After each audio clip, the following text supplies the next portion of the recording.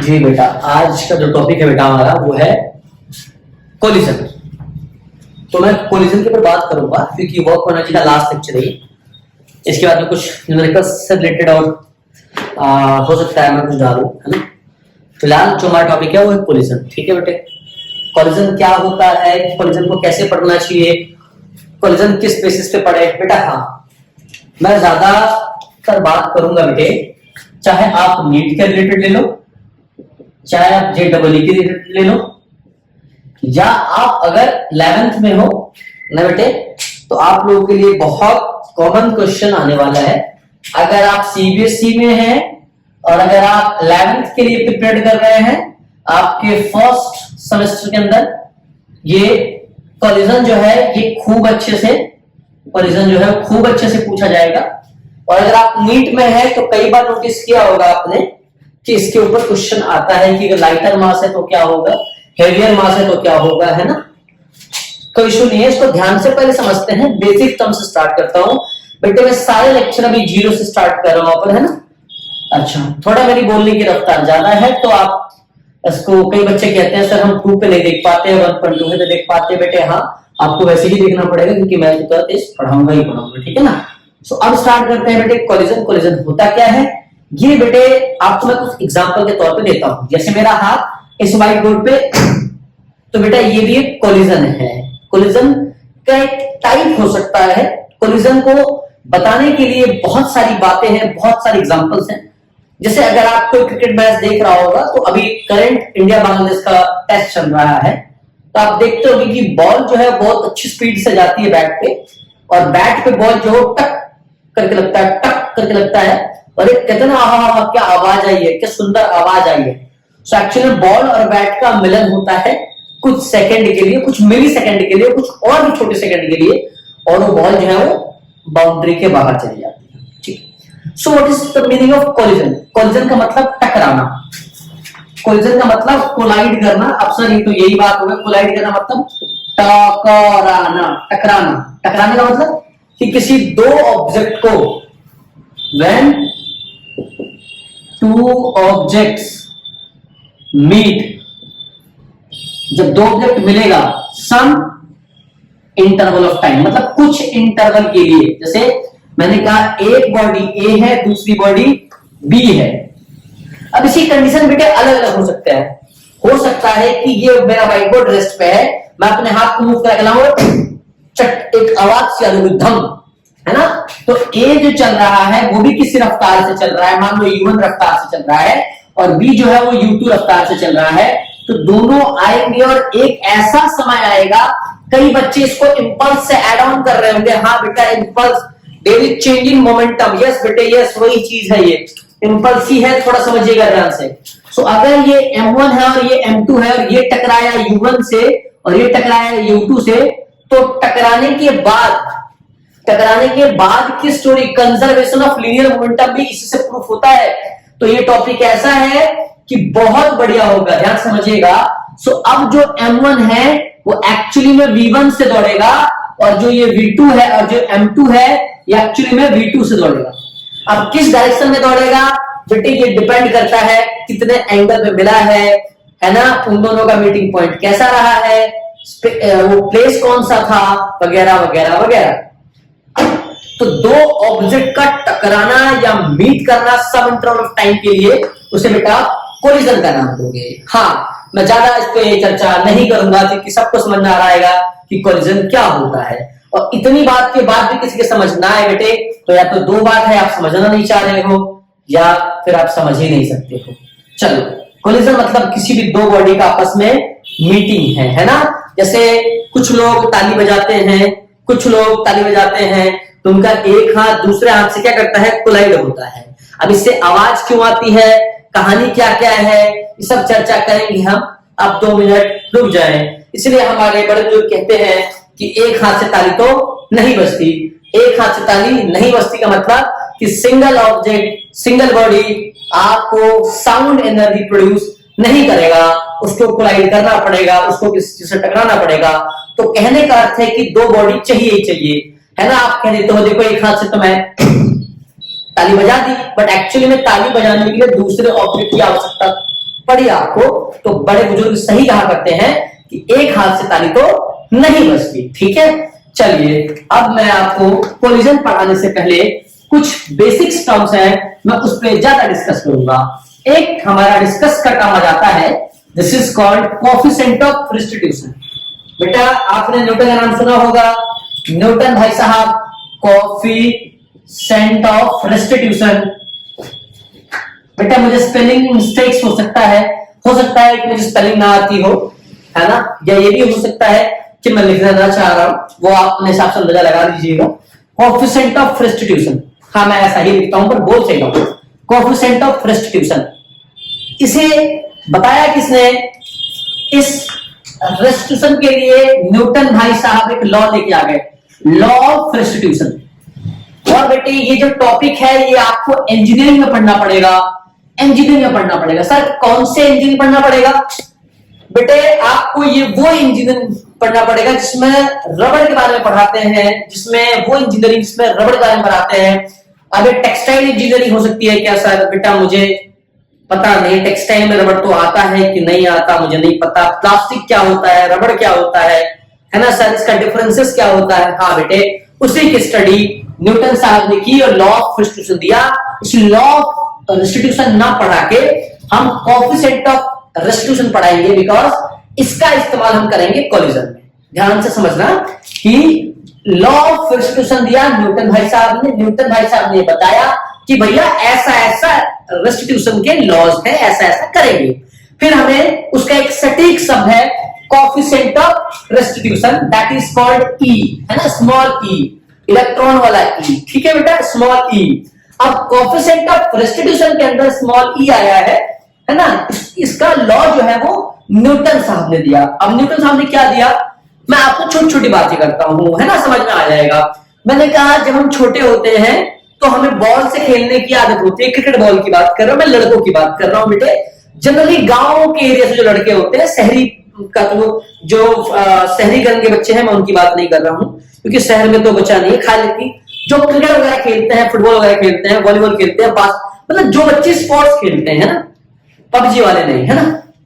हालांकि मुझे गाली देंगे पबजी वाले, बट फिर भी बेटा जो भी बाहर की एक्टिविटी है ना, मैं उनकी बात कर रहा हूं। तो जो बास्केटबॉल खेलता है उसके भी दिमाग में एक बात आती होगी कि जब मैं बास्केटबॉल को इस तरह से नीचे की तरफ मारता हूं तो फिर ये ऊपर की तरफ आता है, मैं फिर मारता हूं फिर ऊपर की तरफ आता है, मैं फिर मारता हूं ऊपर की तरफ आता है। सुनना ध्यान से सर, बास्केटबॉल जो मैंने अपने दोस्त के पास देखा था ना सर, वो ज्यादा अच्छा है, क्योंकि सर वो ज्यादा ऊपर आता है। सर मेरा वाला ना सर थोड़ा नीचे रह जाता है। सर मैं कितना भी तेज मारता हूं ना सर तो पूरा ऊपर नहीं आता, सर थोड़ा नीचे रह जाता है। मतलब सर कि उसमें उछाल बढ़िया है और मेरे वाले में उछाल कम है। हाँ बेटे आज के बाद ये प्रॉब्लम आपकी नहीं आएगी। जो बच्चे क्रिकेट बॉल खेलते हैं, विक्की की बॉल होती है, हम भी खेला करते थे और आज भी खेलते हैं, ऐसी बात नहीं है, सही जगह मिल जाए तो विक्की की बॉल होती है ना। क्रिकेट बॉल की बात करूं, विक्की की बॉल की बात क्या है कि वो उछलता बहुत है ना, उछलता बहुत है। लेकिन अगर मैं क्रिकेट बॉल को यहां से छोड़ दूं तो एक टाइम बाद वो यहां से गिरा और गिरने के बाद क्या यहां तक वापस आएगा? हो सकता है कि आए भी और हो सकता है कि ना भी आए, ये डिपेंड करता है रबड़ कैसा है ना। छोटा वाला बॉल देखा होगा, वो बहुत देर उछलता रहता था, तो मैंने एक बॉल को यहां से उछाला, ये हो सकता है यहां तक आए एक बार, फिर जब दोबारा गिरे फिर थोड़ा सा नीचे हो जाए, फिर गिरे तो फिर थोड़ा सा नीचे हो जाए, फिर गिरे फिर थोड़ा सा नीचे हो जाए। तो तुम्हारे समझ में एक बात ये आएगी कि सर जब फर्स्ट टाइम गिर रहा है तो सर थोड़ा सा ऊपर आ रहा है, थोड़ा सा, फिर दोबारा जब गिरता है तो फिर थोड़ा सा ऊपर जाता है। सर धीरे धीरे सर इसकी हाइट रिड्यूस होती है, सर इसकी हाइट होती है वो कम होती है। ये कम क्यों होती है? ये कम क्यों होती है? अच्छा, एक प्लास्टिक की बॉल होती थी, गांव में हम लोग खूब खेला करते थे प्लास्टिक की बॉल से। वो रेड व्हाइट कलर का होता था और बहुत हार्ड होता था, है ना। एक तो होता ग्रीन कलर का जिससे हम वो मार पट्टी खेला करते थे, पट पट मार दिया करते थे किसी से, जिसकी लगती थी उससे पूछना, एकदम बढ़िया सी आवाज आती थी, है ना। दूसरा प्लास्टिक बॉल हार्ड प्लास्टिक होता है जिससे हम क्रिकेट खेला करते थे। अगर आप उसको सरफेस जो है अगर आपका प्लेन मिट्टी का है तो उसके ऊपर वो जंप नहीं करता था, लेकिन वही अगर आपका जो सरफेस है वो सीमेंटेड फ्लोर हो, प्लास्टिक की बॉल से सीमेंटेड फ्लोर पे बेटा उसका जंप अच्छा जाता है ना। ये सब क्या है? इन सबकी स्टडी करी गई। प्लास्टिक की बॉल करी मैंने रबड़ की करी, तो रबड़ में भी कितनी क्वालिटी है, अच्छी रबड़ की क्वालिटी है कि घटिया क्वालिटी की रबड़ है ना। कई जो सस्ती वाली मिट्टी की बॉल होती है वो फट जाती है जल्दी, उतना उछाल नहीं मारती, तो इसलिए हम एक ब्रांड का लेके आते हैं कि इस ब्रांड का अच्छा होगा, है ना। कई लोग खेलने से पहले उसको जला लेते हैं, कई लड़के क्या करते हैं कि विक्की की बॉल आते हैं उसको थोड़ा जलाते हैं, जलने से क्या होता है वो थोड़ा तेज भागती है ना। नया नया बहुत तेज भागता नहीं है ना, जब उसको जला लेते हैं तो फिर तेज भागती है। हालांकि ये सब वही रिलेट करेगा वो खेलता है ना। चलिए, खेल खेलना है बेटे, किसी के साथ नहीं खेलना। चलिए सो ध्यान से समझिएगा कि सर आप ऐसी बातें हमसे क्यों कर रहे हो, क्या बताना चाह रहे हो। मैं बताना ये चाह रहा हूं बेटे कि कोलिजन मतलब क्या। आपने क्रिकेट बॉल लिया, आपने बैट पे मारा, आपने क्रिकेट बॉल लिया, आपने सरफेस पे मारा। एक होता है हार्ड बॉल, जैसे टेनिस, जिसे हम बेटा क्रिकेट बॉल कहते हैं। क्रिकेट बॉल में आता है एक ड्यूक का आता है ना, आपने सुना होगा कि ड्यूक का है, एसजी ब्रांड का है, वो लेदर बॉल आती है। रेड कलर का टेस्ट में यूज होता है, व्हाइट कलर का T20 और वनडे में यूज होता है। तो वो बॉल अगर आप सरफेस पे मारोगे तो बेटा वो इजीली जंप नहीं होगा, क्योंकि वो रबड़ से नहीं बना है। अब सर इन बातों का क्या मतलब है, क्या बताना चाह रहे हो। सर बास्केटबॉल हो गया, धप धप धप धप धप, ये आवाज आती है। हाँ, ये आवाज कैसे उत्पन्न हो रही है। सिर्फ आवाज नहीं आती है, आप देखोगे थोड़ी देर बाद ना वो गर्म भी होता है, हल्का हल्का गर्म हो जाता है। सर हल्का हल्का गर्म कैसे होता है, कौन गर्म होता है, फ्लोर या वो गेंद, ये भी समझाऊंगा। चलिए, आपने सुना होगा किसी ने मारा पिट्टी में बहुत तेज किसी ने खाया हो ना, तो वहां पे गर्माहट आ जाती है, गर्मी आ जाती है बेटे। जाड़े के दिन में अगर किसी ने खेला हो, जहां लगता हो ना वो लाल सा हो जाता है और थोड़ी गर्मी सा जाती है। अब वो गर्मी कहां से आती है वही डिस्कस करूंगा मैं। तो लॉ ऑफ रेस्टिट्यूशन में हमारे भाई साहब जो न्यूटन भाई साहब थे, उन्होंने बताया कि जो ई है, ये बताएगा कि कौन सा ब्रांड ज्यादा उछलेगा और कौन सा ब्रांड कम उछलेगा। This is called coefficient of restitution. और इसका जो उन्होंने फॉर्मूला दिया, that is V2 minus V1 is minus का E U2 माइनस U1। अब तुम इसे भूल जाओ कि क्या है, अभी बस समझना।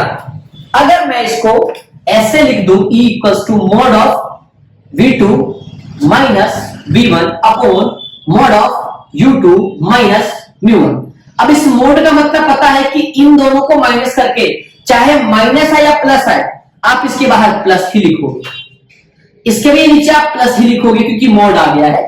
जो गणित के विद्यार्थी इस बात को समझ रहे हैं, मैथमेटिक्स की बात मैं कर रहा हूं, थोड़ा सा गणित पे आता हूं, ठीक है। सुनिएगा, अब कहने का मतलब क्या है। कहता है कि आप इसे सॉल्व करो, और सॉल्व करने के बाद अगर ये 1 आ गया, मतलब कि इस E का वैल्यू 1 आ गया, तो बेटा आवाज नहीं आएगी। है क्या नहीं आएगी, आवाज नहीं आएगी। फिर पीठ लाल नहीं होगा, गर्म नहीं होगा। अच्छा, हाँ। अब दूसरा कंडीशन कहता है, अब 1 के बदले 1 ना आके अगर ये 0 आ जाए, 1 ना होके अगर ये 0 आ जाए, ये मैं नहीं कह रहा बेटे, कि न्यूटन साहब कह के गए हैं लॉ ऑफ रेस्टिट्यूशन में। सुनिए ध्यान से, वो बता के गए हैं कि E जो है वो जब 0 हो जाए तो बेटे खूब आवाज आएगी, धप धप धप पट पट, ऐसी आवाज आएगी, है ना। पट लगे किसी को, हो मजा ही आ जाएगा। सो आवाज आएगी कि नहीं, गर्माहट आएगी कि नहीं, वो ये बताएगा। तुम कहोगे E जो है वो 1 है, कहेगा नहीं गर्माहट नहीं आएगी, ना कोई आवाज आएगी। बोला E 0 है, वह बहुत आएगी। ये बेटे आइडियली बात कर रहा हूं मैं। अगर मैं हर कुछ बेटा आइडियल ही बोला जाता है ना, आइडियल कोई होता नहीं है, ठीक है। चलिए, अब सर कुछ प्रैक्टिकल बात कर दो। तो प्रैक्टिकल बात तो ये है कि E तो कभी ना 1 होगा ना कभी 0 होगा। E हमेशा जो होगा वो 0 और 1 के बीच में काम करेगा। मैंने क्या बताया, E तो जो है वो ना 0 होगा ना 1 होगा, जो भी होगा वो 0 और 1 के बीच का नंबर होगा, बीच का नंबर होगा। E जो है वो 0 और 1 के बीच का नंबर होगा, मतलब कि E जो लाई करेगा 0 और 1 के बीच में लाई करेगा। ना कभी जीरो हो सकता है प्रैक्टिकली, ना कभी 1 हो सकता है। मेरी बात ध्यान समझिएगा। इसकी वैल्यू कैसे निकाली गई, कैसे इवेल्युएट हुआ, उसकी बात भी करेंगे। हाँ सर, आपने इतनी बात करी तो सर रेस्टिट्यूशन का मतलब क्या है? अब आप इसे शॉप पे गए, आप वहां 2 बॉल रखा हुआ है, दोनों जो विक्की की बॉल है, दोनों का ब्रांड अलग अलग है। आपने लिया और पढ़ा तो एक पे लिखा हुआ था E इक्वल्स टू 0.30 और ए जो लिखा था 0.75। तो अब कोई बच्चा मुझसे पूछे कि कौन सा लेना चाहिए। अब एक बच्चे ने कहा जी इसका रेट है 60 रुपया और इसका रेट है 40 रुपया, कौन सा लिया जाए सर, 40 रुपए का या 60 रुपए का? अब भाई मैं तो टेक्निकली कहूंगा कि आप ये वाली गेंद खरीदें, क्योंकि इसमें E जो है वो 0.75 है, मतलब कि इसकी उछाल ज्यादा अच्छी होगी कंपेयर टू दिस। अच्छा, मतलब आप उछाल सिखा रहे हो? हाँ भाई, मैं उछाल सिखा रहा हूं। सर उछाल का मतलब E से क्या लेना? हाँ बेटा E, इसीलिए पढ़ा रहा हूं coefficient of restitution. Coefficient of restitution का मतलब ही यही है कि आप क्या बताना चाह रहे हो। सेम बास्केटबॉल के साथ है। बास्केट जिसमें भी आपको रबड़ की बात कर रहा हूं मैं, प्लास्टिक की बात नहीं कर रहा। प्लास्टिक में उछाल उतना नहीं है, बट अगर रबड़ की बात कर रहे हो, बास्केटबॉल की बात कर रहे हो, फुटबॉल की बात कर रहे हो, फुटबॉल भाई सब बोलना भूल गया, बहुत बड़ा गेम है, नाराज हो जाएंगे फुटबॉल के फैन, बट ध्यान सुनना कि ई हमेशा देखोगे आप, जिसमें ई ज्यादा बढ़िया होगा वो उतना अच्छा मटेरियल है, और जो जितना अच्छा मटेरियल है उसका उतना अच्छा रेट होगा। अब सर ये सब क्या बात कर रहे आप? बेटा ये लेक्चर जो मैंने तैयार किया ना, मोटा मोटी हर वो बच्चे को समझ आ जाएगा जिसको फिजिक्स नहीं आती। मैंने सिंपल बताया कि आपको गेंद लेनी है, खरीदनी है, तो गेंद कौन सी अच्छी होगी? जो अच्छे से उछाल मारे, चाहे वो बास्केटबॉल हो, चाहे वॉलीबॉल हो, चाहे आपका ये फुटबॉल हो या क्रिकेट बॉल हो, विक्की की बात कर रहा हूं, ठीक है। अब कौन सी बढ़िया होगी, कैसे आती है वैल्यू? अगर E इक्वल्स टू 1 आ जाए तो क्या, और E इक्वल्स टू 0 आ जाए तो? मैंने कहा E इक्वल्स टू 0 तो खूब सारा आवाज, खूब सारी एनर्जी, पीठ लाल, है ना? हाँ, और E इक्वल्स टू 1 में कोई एनर्जी, कोई लॉस नहीं, साला कोई एनर्जी नहीं, कोई साउंड ही नहीं आएगा। अब इसका मतलब क्या है वो सुनो। पहले तो बताओ ये E जो है वो 1 आएगा कब, और E जो है वो 0 कब आएगा, है ना? उसकी बात कर लेते हैं। तो मैं ध्यान से बता रहा हूं आपको, ध्यान से सुनना बेटे। E 1 कब आएगा? जब ऊपर वाला भी और नीचे वाला भी सेम है। अगर मैंने बोला कि ये 1 आ रहा है, ये 1 आ रहा है, तो इसका मतलब कि V2 माइनस V1 जो भी होगा वो U2 माइनस U1 के बराबर होगा। ये जो गणित समझते हैं बेटा, न्यूमरेटर और डिनोमिनेटर अगर दोनों सेम होगा तो ही ये 1 आएगा, है ना? और अगर ये इसके 1 आया, ठीक है बेटे, अगर ये इसके 1 आया, इसका मतलब ये है कि कोएफिशिएंट ऑफ रेस्टिट्यूशन क्या होता है, सुनिएगा, वही समझाने की बात कर रहा हूं। कहता है द रेशियो ऑफ, बेटा इसका मतलब तो रेशियो ही है, मुझे समझाने की आवश्यकता नहीं है। अब V2 माइनस V1 और U2 माइनस U1 का मतलब है कि बॉल जो है वो टकराने के बाद और टकराने से पहले, मतलब कि कोलिजन के बाद और कोलिजन के पहले। तो कहता है the ratio of relative velocity, relative velocity किसका? टकराने के बाद। तो टकराने के बाद क्या हो जाता है बेटे? वो टकराने के बाद, मैं सुनना, the ratio of relative velocity, relative velocity of टकराने के बाद, टकराने के बाद to the relative velocity of टकराने के पहले। इसको कुछ अप्रोच वगैरह कह देंगे, है ना? टकराने के बाद की जो वेलोसिटी है, या यूं कह लो कि चेंजिंग वेलोसिटी है, बताऊंगा। और जो टकराने से पहले है, मतलब कि V2 माइनस V1, V2 बेटा दूसरे ऑब्जेक्ट की फाइनल वेलोसिटी हो जाएगा, और V1 बेटा वो पहले ऑब्जेक्ट का फाइनल वेलोसिटी हो जाएगा। और जो u2 होगा वो बेटे दूसरे ऑब्जेक्ट का इनिशियल वेलोसिटी होगा, और जो u1 होगा वो पहले ऑब्जेक्ट का इनिशियल रफ्तार होगा। समझा देता हूं थोड़ा सा मजे में, आओ। मैंने कहा ये m1 था और ये m2 था, ये एक पॉइंट पर टकराया और टकराने के बाद ये सेपरेट हो गया। तो अगर ये u1 से चला, ये u2 से चला, तो अगर ये मास m1 है और ये m2 है, ये m1 हो गया, ये m2 हो गया, तो ये जो m1 भागा उस तरफ, ये v1 से गया और ये v2 से गया। तो कहता है कि द रेशियो ऑफ टकराने के बाद क्या v2 से चल रहा था, इसका माइनस कर दो v1 से, मतलब दोनों का जो फाइनल रफ्तार था वो माइनस कर दो और इसका डिवाइड दोनों के इनिशियल रफ्तार से कर दो। तो ये क्या बताता है? ये बताता है कोएफिशिएंट ऑफ रिस्टिट्यूशन। अच्छा जी, समझ गया गुरुजी। मतलब कि v2 minus v1 equals to u2 minus u1 अगर सेम है, मेरी बात बिल्कुल ध्यान से समझिएगा, या इसका ठीक उल्टा कोई अगर ये भी बताना चाहे कि अगर इस माइनस को मैं उधर ले जाऊं, इस माइनस को मैं इधर ले आऊं, तो कहने का अर्थ ये भी हो जाएगा कि v2 plus u1 equals to u2 plus v1, मतलब इसका समेशन भी आपस में सेम हो जाए। मतलब कि इनिशियल रफ्तार पहला बॉडी और फाइनल रफ्तार ऑफ दूसरा बॉडी, अगर उसका समेशन इक्वल हो जाए बेटा, इनिशियल रफ्तार ऑफ दूसरा बॉडी प्लस फाइनल रफ्तार ऑफ पहला बॉडी, ये भी अगर इक्वल हो जाए इसके हिसाब से, अगर ये प्लस में इधर आ जाए और ये इधर चला जाए, तो भी आपको समझ में आ जाएगा कि ये इक्वल्स टू दिस, तो बेटा 1 ही आएगा, है ना। अब आपको मैं समझाता हूं इस 1 का क्या मतलब है, सुनिएगा। अगर मैंने कहा कि कोएफिशिएंट ऑफ रिस्टिट्यूशन, अगर दोनों का वेलोसिटी का चेंज 1 आया है, अगर E1 है, और प्रैक्टिकली E1 हो नहीं सकता, E जो है वो 0 और 1 के बीच में होगा, और E जो 0 होगा वो भी प्रैक्टिकली पॉसिबल नहीं है बट थ्योरेटिकली है।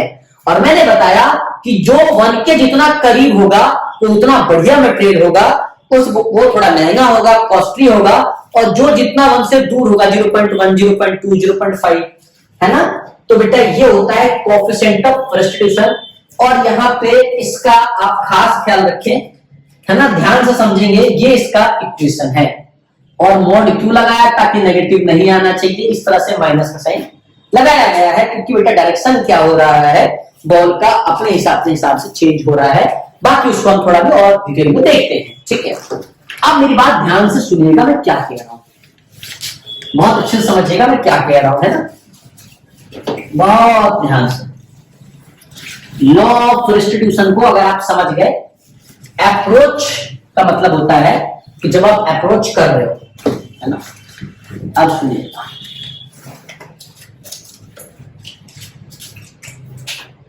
कोलिजन,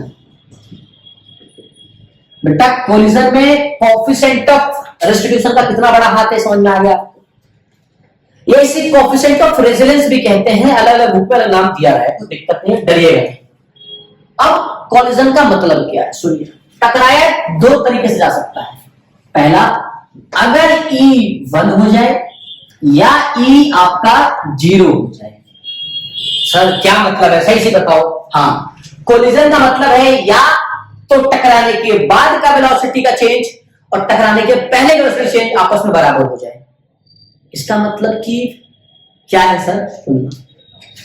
आपको मैं कुछ बातें बता देता हूं कि कोलिजन क्या होगा कि जब बॉडी M1 टकराएगा इस M2 से, ठीक है बेटा, ये U1 से और ये U2 से, तो टकराने के बाद M1 और M2 जब अपने अपने रास्ते को चलेगा V1 से और V2 से, तो इस केस में आपको मैंने पढ़ाया था conservation of linear momentum, conservation of linear momentum.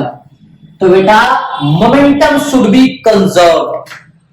टकराने के बाद अगर वेलोसिटी चेंज हो गई है तो क्या होगा, कंजर्वेशन ऑफ लीनियर मोमेंटम के हिसाब से बेटा क्या होता है, मोमेंटम कंजर्व होता है। मतलब कि लीनियर मोमेंटम कंजर्व होगा, मतलब कि m1 u1 plus m2 u2 equals to m1 v1 plus m2 v2। अब सर ये क्या है बेटा, लॉज ऑफ मोशन में खूब अच्छे से पढ़ाया हुआ है, किसी को नहीं आता है तो आप बेटा बता दें, मैं आपके लिए बना दूंगा, रिकॉर्ड कर दूंगा, आज नहीं तो कल आएगा ही, अपलोड होना ही है, ये तो तय है, ये तो निश्चित है कि आएगा। m1 u1 plus m2 u2 equals to m1 v1 plus m2 v2। बेटा इसका समेशन जो है वो इसके बराबर होगा, ये कहता है कंजर्वेशन ऑफ मोमेंटम कि टकराने के पहले और टकराने के बाद। ठीक है, सुनिएगा ध्यान से। तो चाहे कोलिजन कोई भी हो, मैं बता रहा हूं, चाहे कोलिजन कोई भी हो, linear momentum should be constant, linear momentum should be constant. आपको ये बात जान के बहुत खुशी होगी कि कोलिजन होना चाहिए, कोलिजन किसी भी टाइप का हो, कोलिजन में एक बात याद रहे कि लीनियर मोमेंटम, जिसको आप पी वेक्टर बोलते हो, should be constant, should be constant. Collision हुआ तो मतलब लीनियर मोमेंटम कांस्टेंट होगा। सर अगर कोलिजन दो टाइप का है तो दोनों में होगा भाई, कोलिजन किसी भी टाइप का हो, linear momentum should be constant, ये बात ध्यान रहे। अब E इक्वल्स टू जब 1 होता है ना, तो इसे कहते हैं परफेक्टली, परफेक्टली क्यों बोला, क्योंकि E equals to practical possible नहीं है, परफेक्टली इलास्टिक कोलिजन। अच्छा जी सर, इलास्टिक का तो मतलब मैं समझ रहा हूं कि कौन कितना खींच सकता है, किसमें कितना डिस्प्लेसमेंट मैं कर सकता हूं, और रबड़ सर इलास्टिक होता है। मैंने कहा हाँ, ये देख, ये है ना, इसको मैं खींचूंगा तो देख इलास्टिक जा रहा है ना, जा रहा है ना। अब कौन कितना अच्छा मटेरियल है ये उस पर डिपेंड करता है। ठीक है, अभी इसका ई से लेना देना नहीं है, बस मैं समझाने की कोशिश कर रहा हूं, समझ इस बात को। तो मैंने कहा परफेक्टली इलास्टिक कोलिजन में ई जो है वो 1 के बराबर है। तो मेरे दिमाग में बात समझ में आ गया कि अच्छा, जब परफेक्टली इलास्टिक कोलिजन होगा तो ई 1 होगा। और सर मुझे आपने अभी भी तो पढ़ाया है कि ई जो है वो v2 माइनस v1 और u2 माइनस u1 के बराबर होता है। तो इसका मतलब यह है कि सर अगर ई 1 है, सर अगर ई 1 है तो इसका मतलब कि v2 minus v1 cross multiply कर तो u2 माइनस u1 के बराबर होगा। हाँ बेटे हाँ, इसका मतलब तो यही होगा। अच्छा, और सर जो E इक्वल्स टू 0 हो तो, अब बेटे इसे परफेक्टली इलास्टिक तो नहीं कहोगे, तो इलास्टिक का उल्टा क्या हो जाएगा, इनइलास्टिक। तो लिखो परफेक्टली इन इलास्टिक कोलिजन। अच्छा जी, बहुत बढ़िया जी, परफेक्टली इलास्टिक कोलिजन होगा। हाँ होगा, कोई बात नहीं। तो sir E equals to 0, sir तो बड़ा भेदभाव है क्योंकि v2 minus v1 u2 minus u1, और अगर ये 0 है तो v2 minus v1 u2 minus u1 का क्रॉस मल्टीप्लाई कर दे तो सर ये तो मजा ही आ जाएगा कि ये इधर किसी का मल्टीप्लाई किसी 0 से करोगे तो v2 माइनस v1 0 हो जाएगा, और सर जो v2 है वो तो v1 के बराबर आ जाएगा। मैंने कहा सुनना, बहुत बड़ी बात कर दी मैंने यहाँ, और मैंने इतनी बड़ी बात कर दी बेटे कि आपको मजा तो आ जाएगा इस बात सोच के कि भैया इनइलास्टिक कोलिजन में चाहे बॉडी टकराए आपस में, लेकिन टकराने के बाद क्या होगा, दोनों बॉडी का जो वेलोसिटी होगा वो सेम हो जाएगा। मैंने क्या बोला, दोनों बॉडी का जो वेलोसिटी है वो सेम हो जाएगा because of E equals to 0। Perfectly inelastic body में मैंने क्या बताया कि जो फाइनल वेलोसिटी है वो दोनोों बॉडी में सेम हो जाएगा ड्यू टू E 0 होता है। अच्छा सर, ये बात तो मेरे समझ में आ गई कि भैया दोनों बराबर होगा, इनका बिल्कुल बराबर होगा। तो सर परफेक्टली इनइलास्टिक बॉडी क्या और परफेक्टली इलास्टिक बॉडी क्या, आप सुन। इनइलास्टिक क्यों, मैंने इस पे मारा, आवाज आ गई, हाँ मतलब कि एनर्जी का लॉस हुआ। अच्छा, मतलब मैं अपने हाथ से लेके क्या गया, काइनेटिक एनर्जी पढ़ाया था, बॉडी के मोशन से पैदा हो, मैंने क्या किया, काइनेटिक एनर्जी यहां मारा, मेरा काइनेटिक एनर्जी तो लॉस हो गया। क्यों, क्योंकि यहां से आवाज आ गई। सर आवाज से क्या मतलब है, भाई पढ़ा होगा एनर्जी ट्रांसफॉर्म होता है, ये एनर्जी ट्रांसफॉर्म हो गया साउंड एनर्जी में। अच्छा, मतलब कि जो एनर्जी था उसका तो लॉस हो गया। हाँ हुआ लॉस, वो साउंड एनर्जी चला गया। हाँ, जब पिट्ठू खेलते थे पीठ पे लगता था, तन देना गर्म हो जाता था, लाल हो जाता था, वो एनर्जी का ट्रांसफर किस फॉर्म में था? वो हीट के फॉर्म में। पट पट लगा तो साउंड एनर्जी, और गर्माहट आ गई तो हीट एनर्जी। मतलब कि ऐसा कोलिजन जिससे आवाज आ जाए, ऐसा कोलिजन जिससे गर्माहट आ जाए, साउंड एनर्जी भी आ सकता है, हीट एनर्जी भी हो सकता है, दोनों आ जाए, और दोनों आता भी है। मतलब जहां एनर्जी का लॉस हो, और एनर्जी कौन सी? खींच के मारा तो बॉल मूव करा, मूव करके वेलोसिटी थी बॉल में, और बॉडी अपने मोशन से जो एनर्जी पैदा करे, this is called kinetic energy. अच्छा गुरुजी, मतलब कि अगर लॉस ऑफ काइनेटिक एनर्जी है, अगर कोलिजन हुआ और काइनेटिक एनर्जी का लॉस हो गया, तो भाई perfectly inelastic collision. Sir perfectly inelastic collision में 100% एनर्जी लॉस हो जाएगा। इसीलिए कहा ना कि कोई बॉडी परफेक्टली इनइलास्टिक नहीं होती, और ना परफेक्टली इलास्टिक होती है, प्रैक्टिकली बता नहीं होता। तो sir loss of kinetic energy को कैसे डिफाइन करेंगे, सुनना। तो ये V2 इक्वल्स टू V1 तो यहां से आ गया। अच्छा सर, अभी अभी आपने बताया था कि सर मोमेंटम, इसको ऊपर लिख देता हूं कि जो मोमेंटम है वो तो कंजर्व होता है। हाँ होता तो है। काइनेटिक एनर्जीज या लॉस ऑफ काइनेटिक एनर्जी मैं लिख देता हूं, डिक्रीजिंग या loss of K dot E kinetic energy है। मेन पार्ट लिखता था, आपने कहा था linear momentum should be constant, तो m1 u1 plus m2 u2 m1 v1 plus m2 v2। अब इसमें आप देखो, सो आपको ये बात समझ में आ जाएगा कि जो v2 इक्वल्स टू v1 है, तो यहां मैं v2 के बदले अगर मैं यहां v1 पुट कर दूं तो कोई दिक्कत होना नहीं चाहिए। अब v1 कॉमन आ जाएगा, तो m1 प्लस m2 आ जाएगा, और m1 u1 plus m2 u2। तो v1 का इक्वेशन आप बहुत प्यार से, बहुत ही इजी मेथड से आप इसे सॉल्व करोगे, तो मतलब कि v1 निकाल लिया तो v2 भी आ गया। मतलब कि फाइनल वेलोसिटी क्या होगा अगर कहीं से आवाज आ गई तो, मतलब भैया इनइलास्टिक कोलिजन है, तो ये कहानी है। अब E इक्वल्स टू 0 का मतलब है परफेक्टली इनइलास्टिक, अगर इनइलास्टिक है तो सारा जीरो के बहुत करीब होगा। मैं फिर बता रहा हूं, जीरो के बहुत करीब होगा। दो तरह से करीब होना होता है, एक जब आप घट के जा रहे होते हो, दूसरा जब आप बढ़ के आ रहे होते हो। तो जब जीरो से कोई आगे बढ़ता है तो पॉजिटिव उम्मीद में रहता है कि आगे ही तो जा रहा हूं, लेकिन जो घट के आ रहा होता है, इसलिए बेटा कहा जाता है जिंदगी में अच्छा समय आएगा तो बुरा समय भी आएगा, है ना। तो अगर बुरे मार्क्स आ रहे हैं और मेहनत करो तो अच्छे मार्क्स भी आ सकते हैं। अगर लाइफ में आप अगर मेहनत करो तो कर्म के द्वारा बेटा सब कुछ बदल सकता है ना। इधर आओ, v1 equals to m1 u plus m2 u2 upon m1 plus m2। बेटा दिस इज योर v1, और v2 भी तो यही हो जाएगा ना भाई, कि सेम ही है।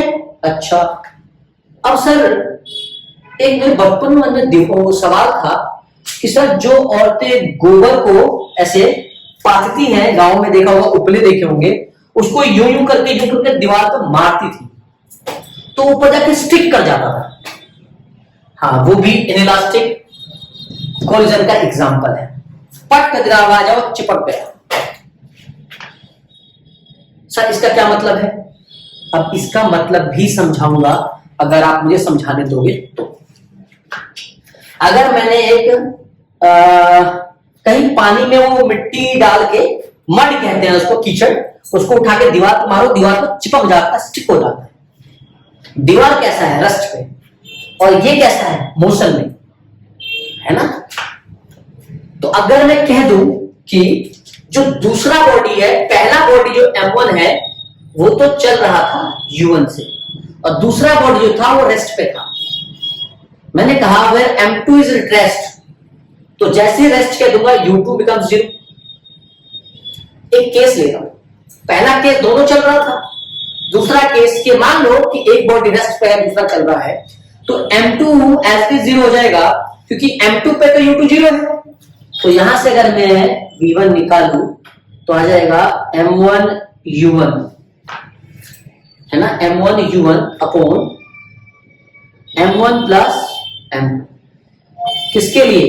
अगर यहां पे M2 इज एट रेस्ट, अगर M2 कहां है? रेस्ट पे है, बिफोर कोलिजन।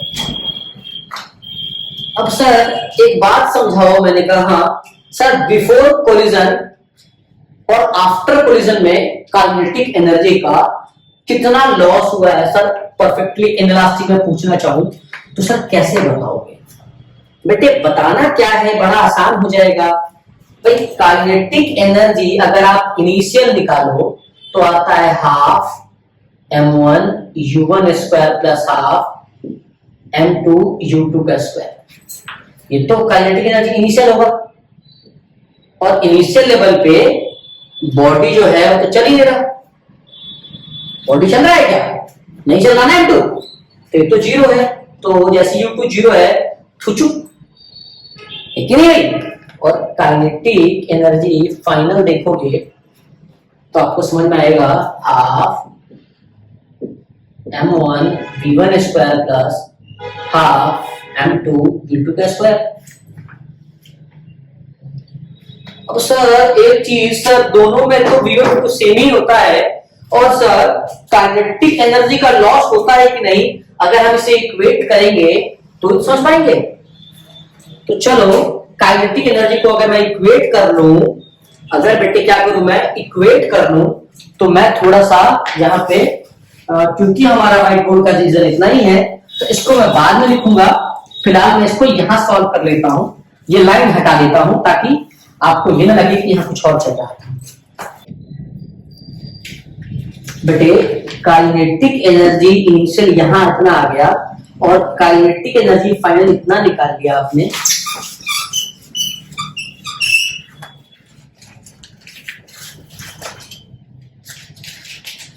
बेटे देखो काइनेटिक एनर्जी इनिशियल इतना होता है और काइनेटिक एनर्जी फाइनल इतना होता है, तो थोड़ा सा अगर इसको मैं और अच्छे से लिखूं तो आएगा kinetic energy initial half M1 U1 square, और अगर मैं काइनेटिक एनर्जी फाइनल लिखूं तो देखो बेटा आपका जो V1 और V2 है बेटे वो तो सेम है ना, तो ये आ जाएगा हाफ M1 प्लस M2 का V स्क्वायर, है ना। V2 इक्वल्स टू V1 को बेटा आप V भी लिख सकते हो, तो बेटा ये भी आप लिख लेना है ना।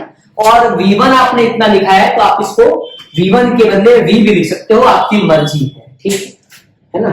तो इशू नहीं है, क्योंकि V ही निकाल लेते हैं, V1 क्या निकाले, या V1 रखना तो V1 रख लो, कोई दिक्कत नहीं।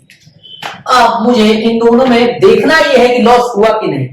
तो एक बार काइनेटिक एनर्जी फाइनल को डिवाइड कर लो काइनेटिक एनर्जी इनिशियल से, तो यह आ जाएगा हाफ M1 प्लस M2 का V स्क्वायर, और जब इसको बेटा आप डिवाइड करोगे हाफ M1 U1 का स्क्वायर, तो हाफ से हाफ तो वैसे काट दो। अब U1 का स्क्वायर देखोगे कि U1 का स्क्वायर कितना है, तो मैंने आपको अभी अभी जस्ट U1 निकाल के बता दिया है। चलो V स्क्वायर आपको पता है, V1 नहीं हमने V स्क्वायर निकाला, सॉरी बेटे सॉरी मिस्टेक, हमने U1 निकाला, हमने V निकालना है, तो V का स्क्वायर पुट कर दो बेटा, आसान है, कोई ज्यादा मुश्किल नहीं। तो आ जाएगा इसका रेशियो आ जाएगा M1 प्लस M2। अब V इतना है तो इसका स्क्वायर क्या होगा, M1 और U1 का स्क्वायर एक साथ लिख लो, नीचे M1 प्लस M2 का स्क्वायर एक साथ लिख लो, डिवाइडेड M1 U1 का स्क्वायर, है ना।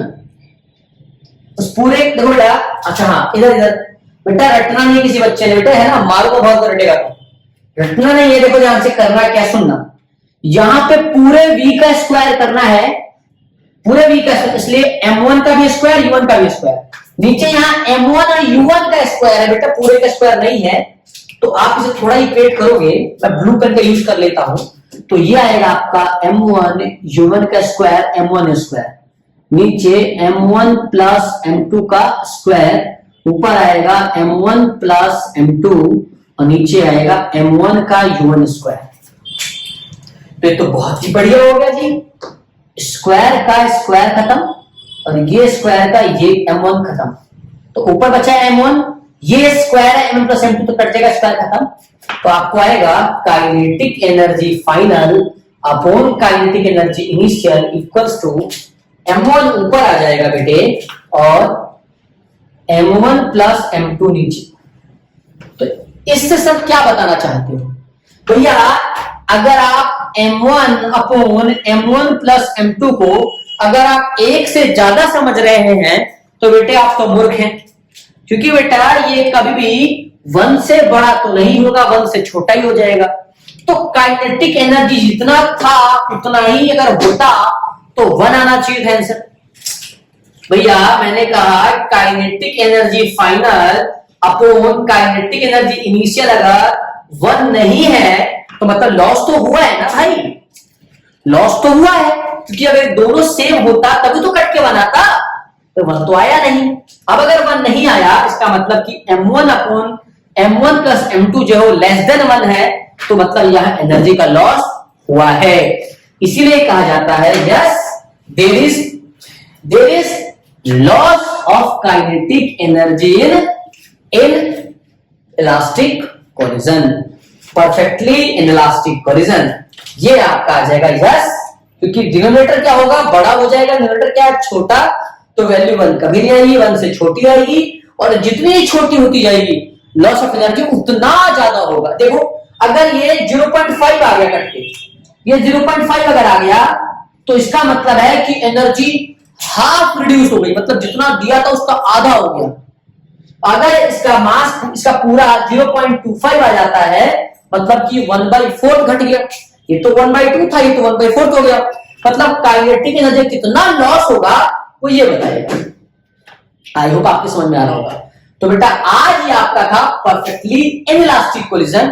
अभी मैं लेके चलता हूं आपको परफेक्टली इलास्टिक कोलिजन में कुछ नहीं है, जैसा आपने first step linear momentum should be constant आपने पुट करा, आपको पता है ये वाला इक्वेशन कोएफिशिएंट ऑफ सब्स्टिट्यूशन, आपने यहां वैल्यू पुट करा, आपने वेलोसिटी यहां इक्वेट करा, आपने ये सीक्वेंस उठा के लीनियर मोमेंटम इक्वेट करा, आपने वहां से वेलोसिटी निकाली, फिर आपने काइनेटिक एनर्जी इनिशियल निकाला, फिर आपने फाइनल निकाला, आपने काइनेटिक एनर्जी फाइनल और इनिशियल को चेक किया कि बराबर है या नहीं, so you divide the kinetic energy final upon kinetic energy initial, और जब आपने इसको डिवाइड करा सो व्हाट यू गेट, आप ये इक्वेशन गेट कर पाते हो। और इससे क्या मिला कि भैया एनर्जी जो है वो रिड्यूस हुई है, लॉस हुआ है। अब बेटा मैं चलता हूं आप लोगों के लिए लेके बेटा इलास्टिक कोलिजन के अंदर, इलास्टिक कोलिजन के लिए अंदर चलते हैं बेटे। चलिए ध्यान से देखिए बेटे, कोलिजन कोई भी हो लीनियर मोमेंटम कांस्टेंट होगा, ये बात आपको लिख लें, ठीक है। चलिए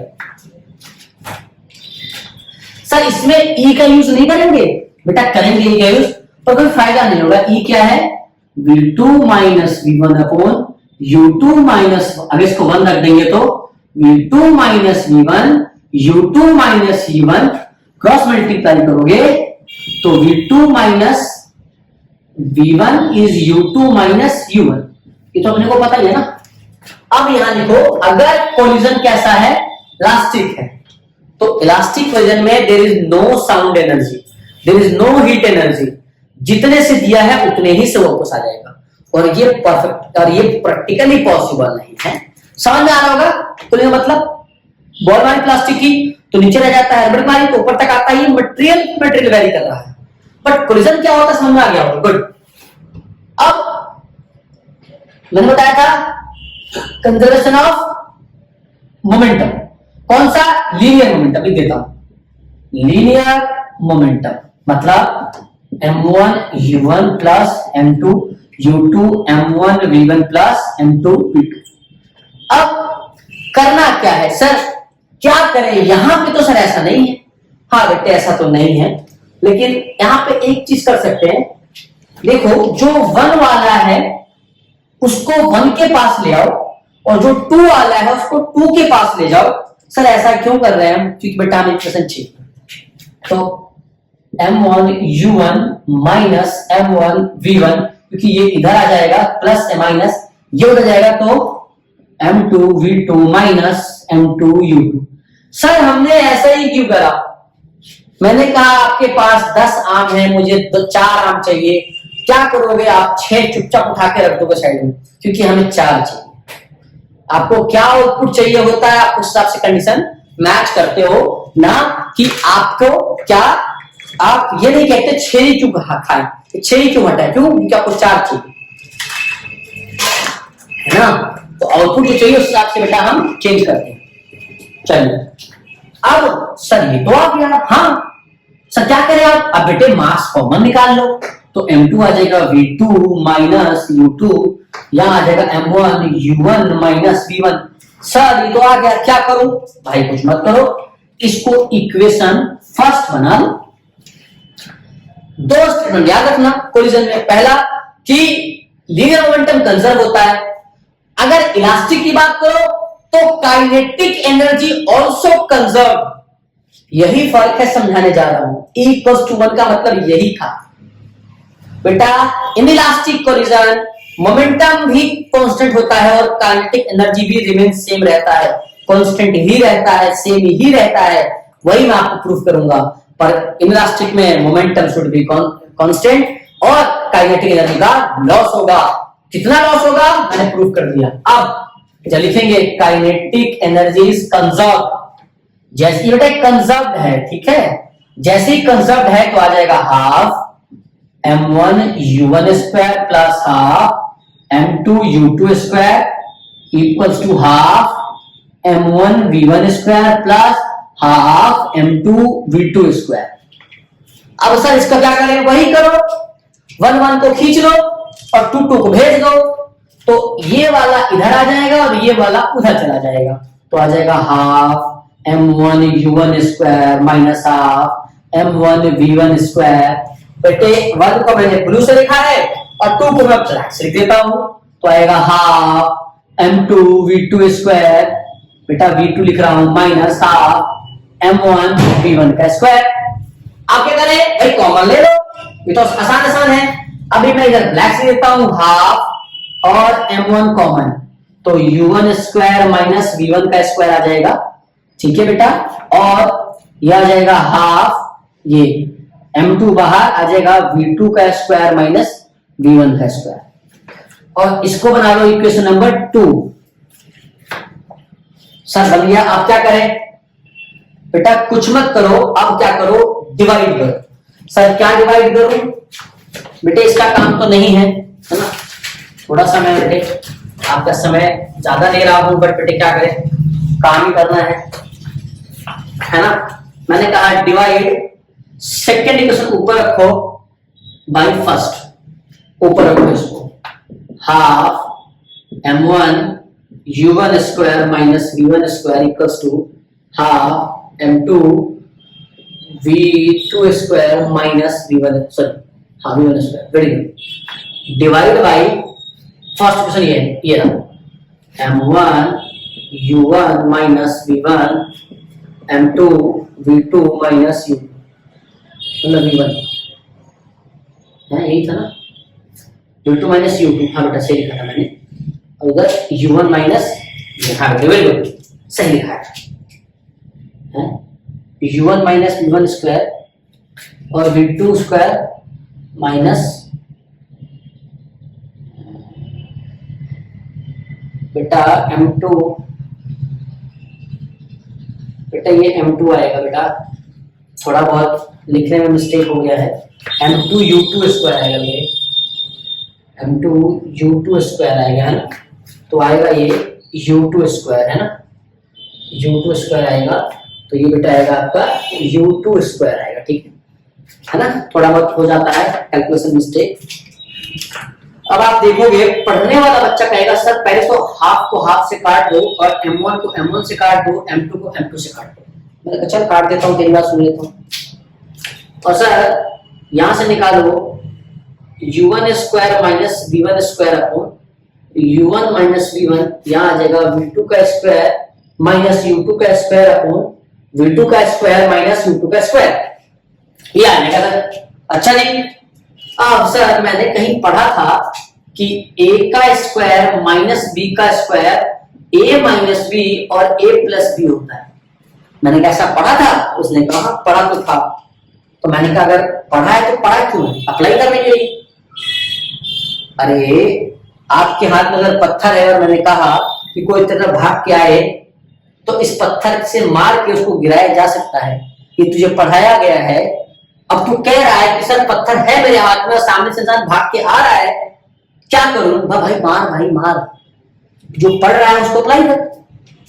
तो ये आ जाएगा u1 का स्क्वायर, अरे स्क्वायर क्यों आएगा भाई, minus v1 u1 plus v1 is divided by u1 v1 equals to v2 minus u2 v2 plus u2 is divided by v2 minus u2। नीचे का स्क्वायर लिख दिया मैंने भाई, थोड़ा बहुत गलती लिख दे रहा हूं, कोई बात नहीं, पढ़ाने में लगा इसलिए।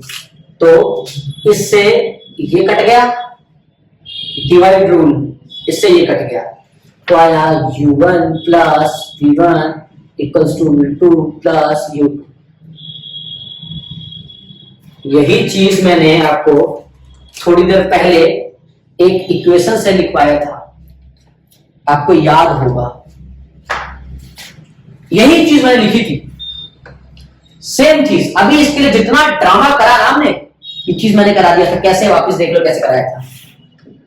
v2 minus v1 u2 minus u1 कि ई जो है वो परफेक्टली इलास्टिक के लिए 1 होता है। v2 minus v1 u2 minus u1 cross multiply करा तो v2 minus v1 u2 minus u1 minus लगे प्लस माइनस प्लस, तो v2 plus u1 equals to u2 plus v1। कुछ ऐसा आया या कुछ अलग आ गया? ऐसा कुछ आया है, कुछ अलग आ गया। तो देखो सर अलग अलग है, मतलब अच्छा अलग अलग है का, हाँ तो समझ जाना, इसीलिए उसको बनाया, इसीलिए उसको किया।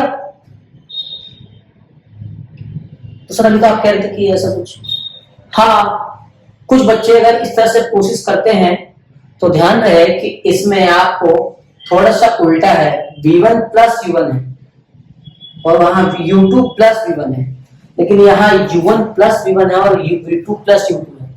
सर बात एक ही नहीं हो गई। बात एक कैसे हो गई भाई, बात एक कैसे हो गई? बात एक नहीं हुई दोस्त, एक नहीं हुई, ठीक है। आप इसके लिए भी कुछ कहानी बता देंगे आपको। अब सर हमारे पास इतना चीज आ गया है, क्या करूं? v1 की इक्वेशन निकाल या v2 की इक्वेशन निकाल और यहां वाले में पुट कर दे, किसमें? Conservation of linear momentum. Sir ये बात तो मेरे को समझ नहीं है। इसको इक्वेशन 0 मान ले, इसको मैंने मान लिया था। तो सर इक्वेशन 0 देखा नहीं, अरे नहीं देखा तो देख ले, आज क्या हो गया, कर दे पुट 0। अब बता u1 निकालेगा v2 या v1 या v2? मैं तो कर रहा हूं v2 निकाल ले, ये निकाल ले v2, तो v2 क्या हो जाएगा? u1 प्लस v1 माइनस का u2। अब ये v2 आ गया है, इस v2 को उठा और इस v2 की जगह प्लेस कर दे प्लेस। क्या होगा? जैसे ही प्लेस करेगा तुझे एक नई राम कहानी दिख जाएगी। सर आप ये क्या कर रहे हो बेटा? हाँ बेटा इसको मिटाऊंगा तभी तो आगे जाऊंगा, है ना। मैं इसको छोड़ देता हूं क्योंकि मुझे पता है यहां गधों की फौज करेगी मौज। चलो अब मैं ना गधा हूं ना गधे की फौज में हूं, तो जो मुझसे पढ़ रहा है वो गधा तो बिल्कुल नहीं है। तो आप गधा क्या है, किसको चाह रहे हो? गधे को। इधर आओ। अब v2 के बदले ये डालता हूं, तो m1 u1 plus m2 u2 equals to m1 v1 plus m2 v2 u1 plus v1 minus u2। भाई देखो है सिंपल गणित, बस थोड़ा सा क्या चाहिए, प्रैक्टिस, है ना। Practice make a man perfect, creative नहीं, परफेक्ट। और परफेक्ट जो होता है वो पहली बार में इंसान नहीं होता, समय लगता है। अंदर मल्टीप्लाई करोगे तो आएगा m2u1 plus m2v1 minus m2u2।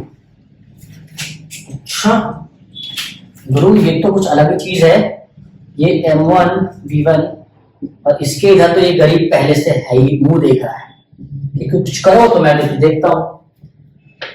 अब क्या करें, पहले तो 1 वालों को 1 पर भेज दे, 2 वाले पास 12 भेज दे, तो सारा गड़बड़ हो गया।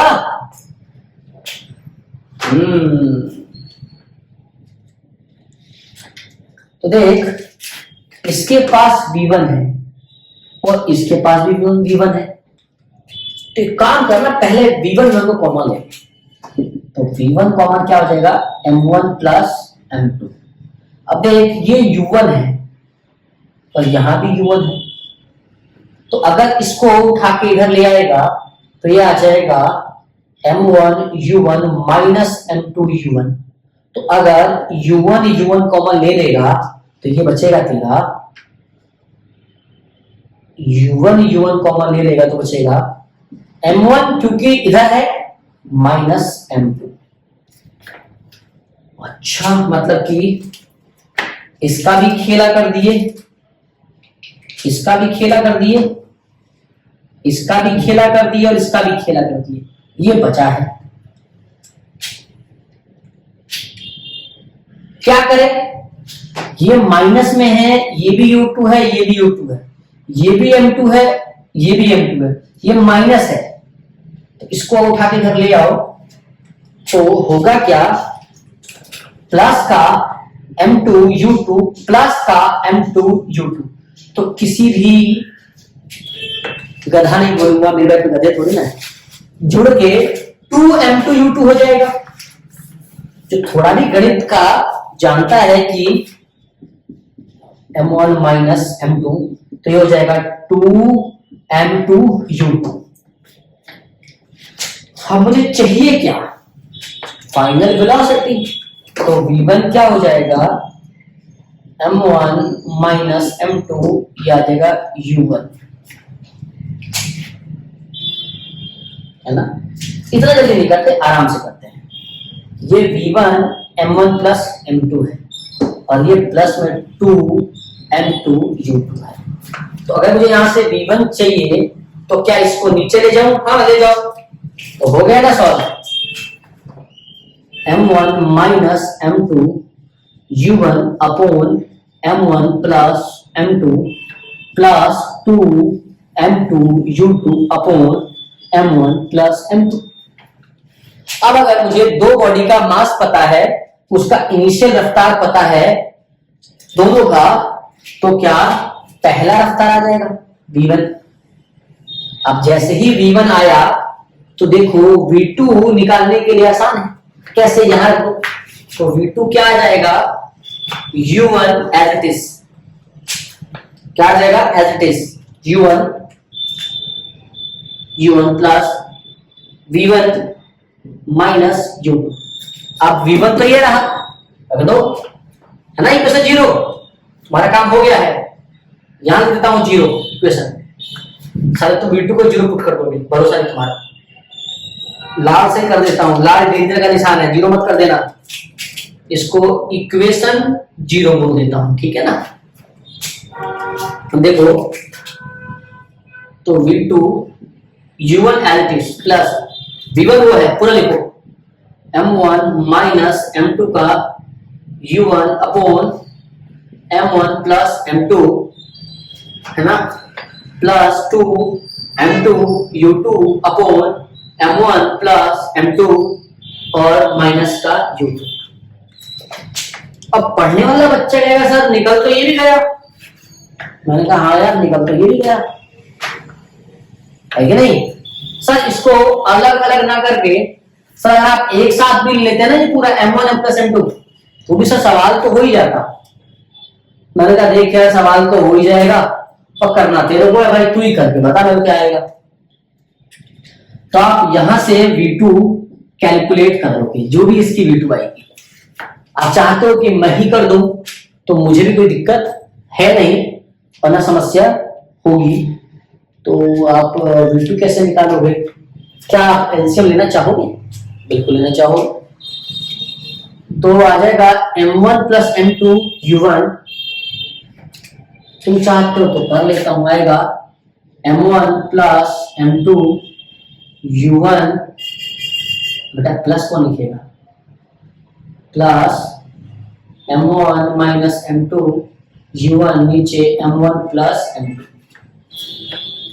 आप देखो ये भी करोगे तो ये भी हो जाएगा 2M2 U2 minus U2 M1 plus M2 upon M1 plus M2। अब क्या करोगे भाई? तो U1 कॉमन ले लो। तो जैसे ही आप U1 कॉमन लोगे तो कहानी में थोड़ा सा बदलाव तो आएगा ही। तो V2 आ जाएगा, U1 कॉमन ले लो तो बचेगा M1 plus M2 plus M1 minus M2 upon M1 plus M2। यहां बचेगा 2, बेटा U2 ले लो बाहर, तो बचेगा 2M2 माइनस M1 माइनस का M2, क्योंकि माइनस प्लस माइनस और माइनस प्लस माइनस हो जाएगा, ठीक है। तो ये आ जाएगा अपॉन M1 प्लस M2। अब 2M2 माइनस M2 बेटा तो M2 ही हो जाएगा, और यहाँ पे आप देखोगे तो M2 से M2 छुचुक है कि नहीं यार? तो आ जाएगा U1 2M1 upon M1 plus M2 plus U2 2M1 में से M2 गया तो M2 minus M1 upon M1 plus M2। तो ये बेटा आपका जो है वो V2 का इक्वेशन आ गया। मतलब कि टकराने के बाद का पहले वाले बॉडी का फाइनल वेलोसिटी भी आ गया आपका, ये रहा, और दूसरे का भी आपका ये आ गया। ये आपका V1 आया, ये आपका V2 आया। V1 is M1 minus M2 U1 upon M1 plus M2 cos 2M2 V2 upon 1 M1 M2। जो भी करो आसान था। इसको उठा के यहां पुट करा, आंसर V2 कितना? इतना। क्या था? कुछ नहीं। सर इसमें भी तो कुछ केस कराओ। अगर मैं कह दूं कि M2 जो था, जो दूसरा मास था, रेस्ट पे था। सुनियो, मैंने कहा M2 जो था, M2 वो रेस्ट पे था, मतलब दूसरा बॉडी रेस्ट पे। तो क्या? अब सुनियो मेरी बात ध्यान से। सर अगर M2 जो है वो रेस्ट पे है तो कहानी बदल जाएगी, मतलब कि तू इक्वेशन बदल देगा। करण सर मैंने V1 और V2 निकाला अभी, ठीक है, कि V1 इतना है और V2 इतना है। जब कोई दो बॉडी कोलाइड करेगा तो पहले की वेलोसिटी U1 U2 और बाद की वेलोसिटी V1 और V2। अब इसमें कुछ केसेस करा दे रहा हूं, फर्स्ट केस क्या होगा कि मान लो कि दोनों बॉडी का जो मास है एक्चुअली में वो सेम हो जा रहा है। अगर दो बॉडी है, दोनों बॉडी का मास सेम हो जाए। फॉर एग्जांपल मैंने क्या करा कि दो सेम तरह की बॉडी को टकराया, आपस में कोलाइड कराया, कोलिजन कराया। तो जो दो बॉडी सेम करेगा तो जहां जहां M1 M2 है वहां वहां M पुट कर दोगे तो एक इक्वेशन आ जाएगा। देखो अगर M1 M2 के बराबर है तो ये कट जाएगा थुचुक और ये भी कट जाएगा थुचुक, ठीक है, ध्यान समझ लेना।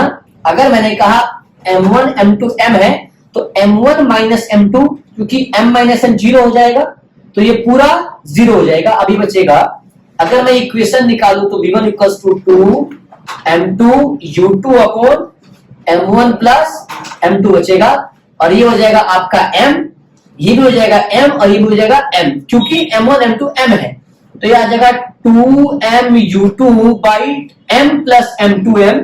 तो 2 से 2 M से M तो एक्चुअली में V1 equals to U2। Sir इसका क्या मतलब है? इसका मतलब है अच्छा कि वेलोसिटी इंटरचेंज कर लेगा। कैसे कर लेगा इंटरचेंज? मैंने कहा पहले वाले ऑब्जेक्ट की जो इनिशियल वेलोसिटी है और दूसरे वाले की जो इनिशियल वेलोसिटी है, टकराने के बाद जो दूसरे की इनिशियल वेलोसिटी थी वो पहले वाले की फाइनल वेलोसिटी हो गई। अब यहां सिमिलरली आप V2 में देखो, क्या करो आप, यहां 2m1 है तो 2m1 मतलब m, m1 प्लस m2 मतलब 2m, और ये u1 प्लस तो ये 0 ऐसे ही हो जाएगा।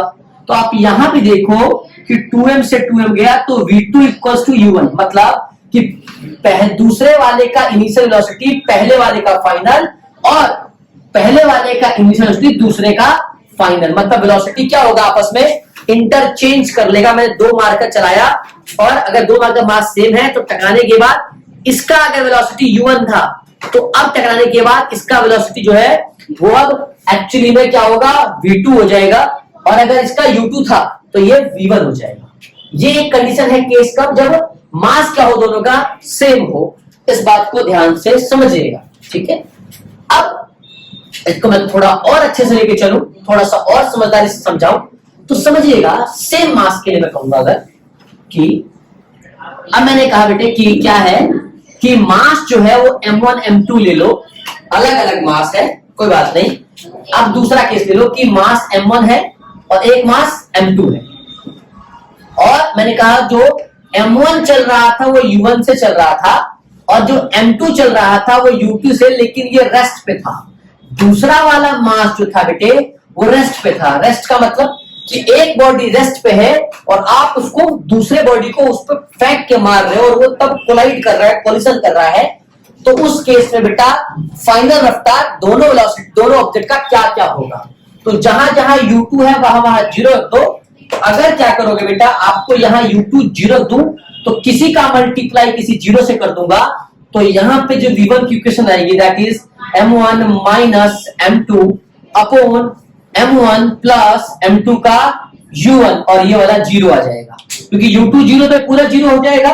सिमिलरली आप अगर v2 देखोगे तो v2 आ जाएगा आपका ये, क्योंकि यहाँ पे u2 0 है तो जैसे ही आप u2 रखोगे ये पूरा 0 हो जाएगा। यहाँ पे आएगा 2m1 m1 प्लस m2 का u1, क्योंकि u2 0 रखते ही पूरा 0 हो जाएगा। ये दो तरह का वेलोसिटी है। अब मैंने कह दिया कि इस कंडीशन में कि दूसरे वाले बॉडी का मास, दो बॉडी अलग अलग है, दो बॉडी का मास अलग अलग है, लेकिन दूसरे वाले का रफ्तार अगर 0 है ना, दूसरे का अगर इनिशियल रफ्तार 0 है तो एक केस ये हो गया। अब यही तीसरा केस बोला कि दूसरा वाला बॉडी रेस्ट पे है, मतलब दूसरे वाले बॉडी का जो वेलोसिटी है वो तो 0 है क्योंकि रेस्ट पे है, लेकिन अब दोनों का मास सेम, मतलब कि m1 equals to m2, m हो गया और u2 जो था वो 0 अभी भी है। तो इस केस में जब आप इक्वेशन निकालोगे तो देखो ध्यान से, u2 तो वैसे भी 0 हो गया है ना, ये u2 तो वैसे भी 0, ये एक्चुअली मैं अगर इसी केस को देख लूं तो यहां क्या होगा m माइनस m, तो v1 भी क्या हो जाएगा 0 हो जाएगा। क्यों? क्योंकि m माइनस m 0 हो जाएगा। तो अगर दो बॉडी सेम मास के हो और एक बॉडी का जो इनिशियल रफ्तार है वो 0 हो तो उसका फाइनल रफ्तार भी 0 हो जाएगा। और यहां से अगर आप v2 निकालोगे तो देखो, क्योंकि यहां पे 2m1 है तो 2m आ जाएगा और यहां पे 2m आ जाएगा और यहां पे u1 आ जाएगा। तो जो कह रहा है कि दूसरे का रफ्तार है वो पहले वाले का इनिशियल वेलोसिटी है। जैसे मैंने कहा कि मान लो कि ये मार्कर यहां रेस्ट पे रखा हुआ है और मैंने इस मार्कर से इस मार्कर को फेंक के मारा, तो क्या होगा, ये मार्कर अब जिसको फेंक के मारा वो रेस्ट पे आ जाएगा और ये चलने लगेगा। इसका यही मतलब तो है। देखो कि u2 0 था, रेस्ट पे था, तो u2 0 था, मैंने जब फेंक के मारा तो v1 0 हो गया, मतलब पहले वाला रेस्ट पे आ गया। दूसरे वाले का u 0 था लेकिन अब v2 क्या हो जाएगा, वो u1 आ जाएगा। मतलब आपस में क्या करते हैं, स्पीड ये इंटरचेंज कर लेते हैं। ये तीसरा केस है बेटे, मैंने समझाया। ये क्या कर लेते हैं बेटा, आपस में इंटरचेंज कर लेते हैं। क्या करते हैं कि एक का वेलोसिटी, अगर एक बॉडी रेस्ट पे है और दूसरा बॉडी उस पर जाके टकरा रहा है, पहला कॉन्सेप्ट, पहला लॉजिक। दूसरा, अगर दोनों का मास सेम हुआ तब क्या होगा कि जो वेलोसिटी से जा रहा होगा ये रेस्ट पे आ जाएगा, दूसरा जो रेस्ट पे था वो मोशन में आ जाएगा। दो सेम बॉल लो, सेम मास होना चाहिए, और एक को रेस्ट पे रखो और दूसरे को मोशन से फेंक के मारो, तो जो बॉल रेस्ट पे था वो चलने लगेगा और ये वाला रेस्ट पे आएगा, या ये थोड़ा कम दूर जाएगा और ज्यादा दूर जाएगा। ये बात समझ में आ रही है? मारन पिट्टू खेला होगा स्कूल वगैरह में, मारन पिट्टू खेलते हैं ना, पट्टे मारते हैं उसमें, तो ये एक कॉन्सेप्ट है। क्या है ये? कॉन्सेप्ट है। इस पे तो बात समझ में आ गया कि एक बॉडी रेस्ट पे है, दूसरा बॉडी मोशन में है, पर दोनों का मास क्या आएगा? सेम है। तो क्या होगा, जो मोशन में होगा वो रेस्ट पे आ जाएगा, जो रेस्ट पे है वो मोशन में आ जाएगा। यही वाला प्रिंसिपल यूज करते हैं न्यूक्लियर रिएक्टर में। क्या यूज करते हैं? न्यूक्लियर रिएक्टर में यही वाला प्रिंसिपल काम करता है। ये मैं तब पढ़ाऊंगा जब मैं न्यूक्लियाई पढ़ाऊंगा। क्या पढ़ाऊंगा? जब मैं न्यूक्लियाई को पढ़ाऊंगा तब मैं बताऊंगा। ध्यान रखना इस कॉन्सेप्ट को कि दो बॉडी का मास अगर सेम हो और एक बॉडी अगर रेस्ट पे हो दूसरा मोशन में हो, तो दूसरा वाला मूव करने लग जाएगा, पहले वाला रेस्ट पे आ जाएगा, मतलब कि वेलोसिटी इंटरचेंज हो जाएगी। क्लियर है?